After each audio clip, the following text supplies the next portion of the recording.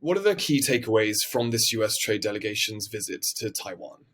I think the key takeaways from an economic angle are important in the sense that they are definitely kind of pushing the U.S.-Taiwan economic relationship to deepen. But we at the EIU are actually looking at this more from the political angle.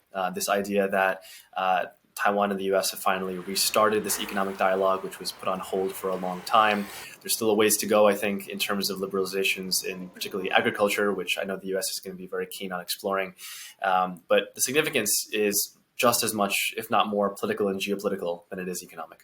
And how close do you think Taiwan and the US are to signing a free trade agreement? In the US right now, I think it's important to mention that there's a lot of skepticism towards free trade.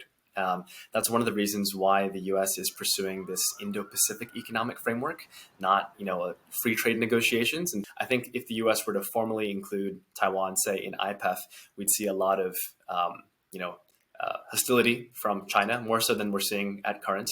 And I think that consideration of hostility is what is ultimately driving a lot of the U.S. caution here. I think the U.S. is definitely committed to expanding its trade and investment relationship with Taiwan, but it knows it has to move carefully. Do you think Tsai's administration has done enough to diversify Taiwan's trading relationships? Because when you talk about free trade and even like the relocation of supply chains, this ultimately comes down to corporate decisions made by individual actors who are chasing profits and returns and what makes the most sense for their own corporate strategies. On balance, China is still going to be a very competitive place and a very attractive place for Taiwanese firms to do business. And regardless of what the Taiwan government tries to do in terms of promoting deeper and tighter economic linkages with the U.S., at the micro level, that might not necessarily be, very convincing for a lot of Taiwanese firms. And so regardless of what we see with, these U.S.-Taiwan trade talks, the overall restructuring that this is going to have for the Taiwan-China economic relationship